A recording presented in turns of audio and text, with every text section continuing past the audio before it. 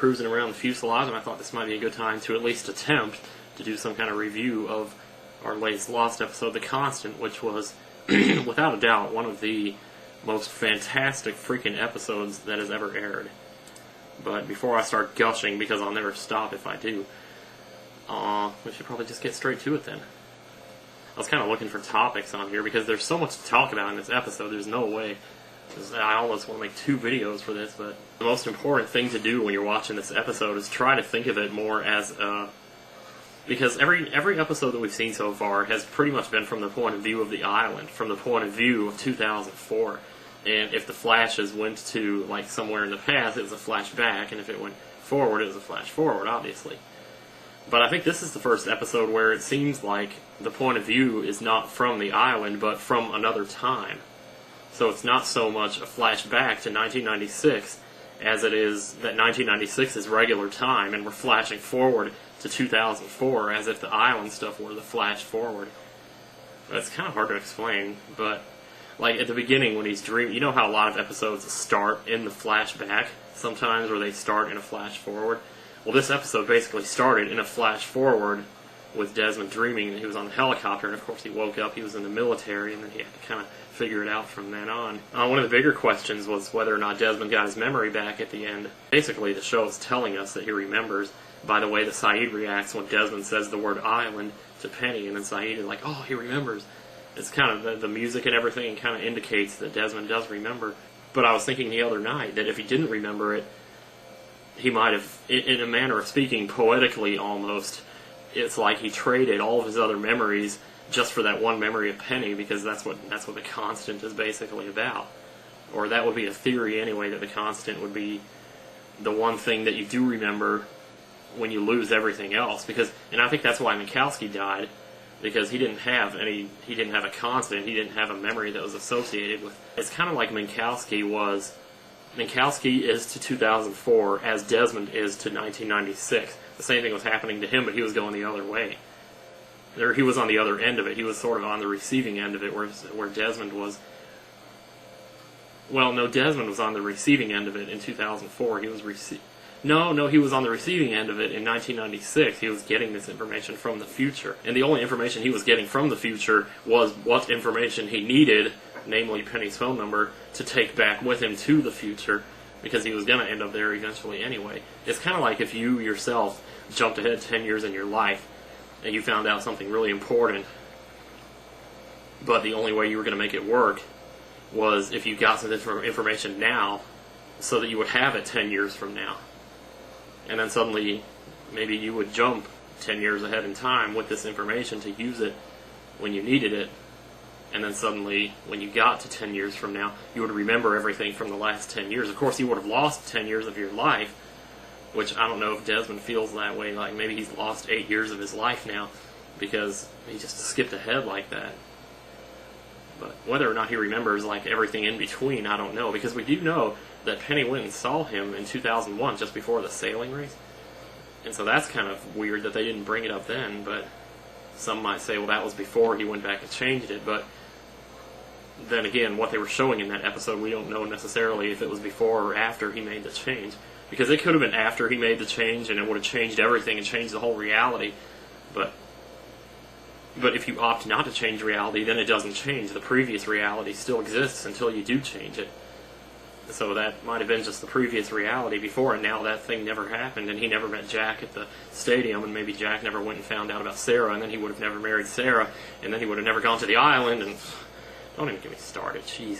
The thing is, have we seen the effects of somebody's time traveling now? Do we already know the effects of somebody's time traveling, and we're not going to find out what the cause of it was until later?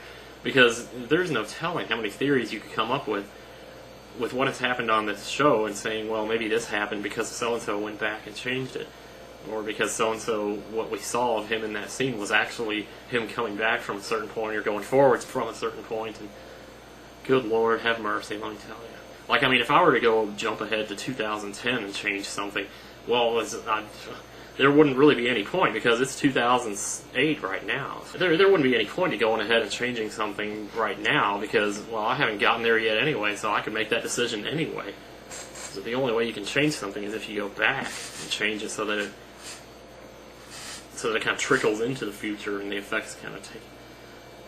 And how does memory fit into that? I don't know. But what I was thinking was, when I thought that Desmond might have not actually remembered everything, because when he said Saeed's name, he kind of said it in a way, in a kind of nice to meet you way. But no, I think he does remember, because he didn't flinch when Penny mentioned Charlie's name.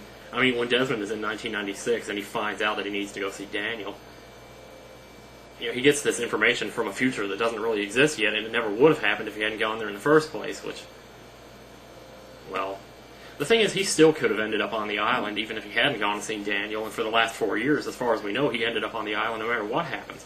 He talks to Daniel and he says, well, don't you remember this in the future now that I've come here and met you?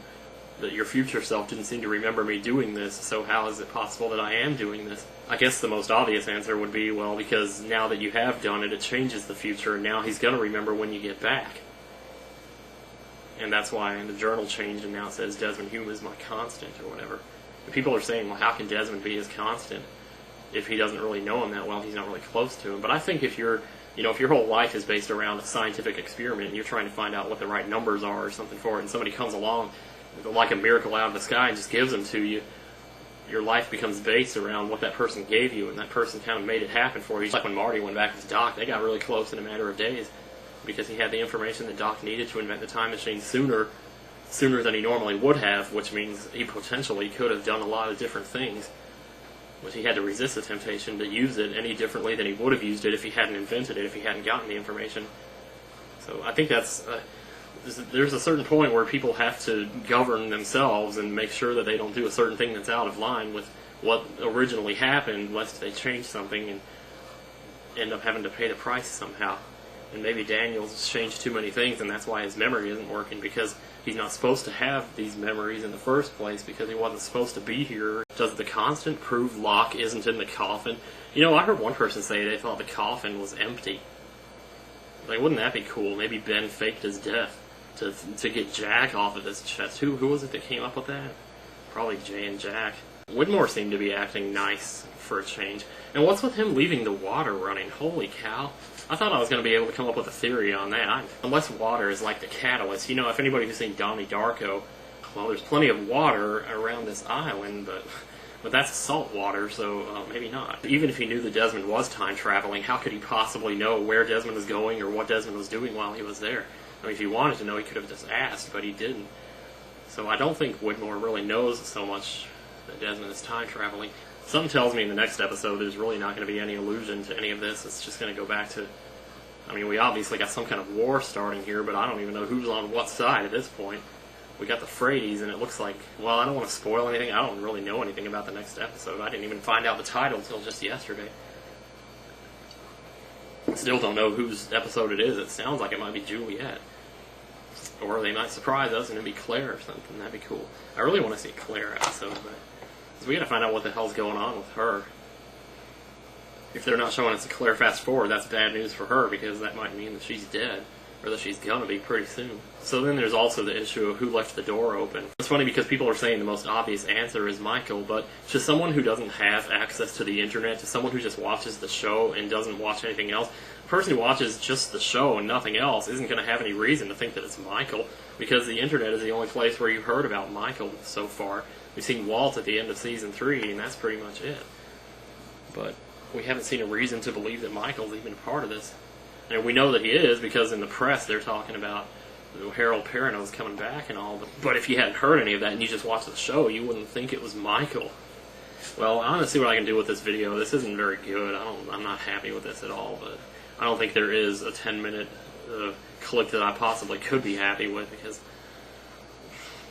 yeah.